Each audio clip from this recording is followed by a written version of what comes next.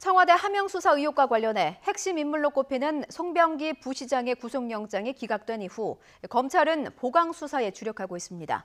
송 부시장 영장 재청구를 검토하면서 동시에 첩보 전달에 연루된 핵심 인사들에 대한 조사를 이어간다는 방침입니다. 박기환 기자가 보도합니다.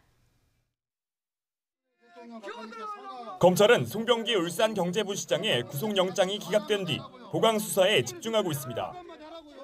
법원이 다른 공무원과의 범죄 공모에 대한 소명이 부족하다고 판단한 만큼 청와대 인사들의 연루 정황을 밝히는 데 주력하는 것으로 알려졌습니다. 검찰은 지난 2017년 송 부시장이 처음 청와대에 제보할 당시 경찰 수사까지 염두에 둔 것으로 보고 관련 인사들을 송 부시장 영장에 공범으로 적시했습니다. 당시 민정수석실에서 처음 송 부시장 제보를 받아 첩보를 작성한 문모 전 행정관은 이미 여러 차례 불러 사실관계를 확인한 상태입니다.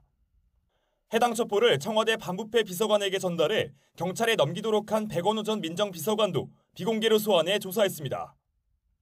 검찰은 첩보 전달에 관여한 인사 가운데 아직 청와대에 남아있는 이광철 민정비서관도 소환 시기를 저울질하고 있습니다.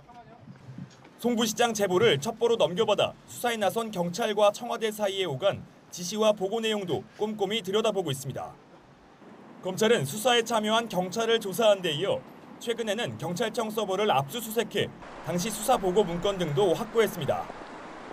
청와대 선거 개입 의혹의 단서가 된 송 부시장의 업무 수첩 내용이 실제 실행됐는지도 수사 대상입니다.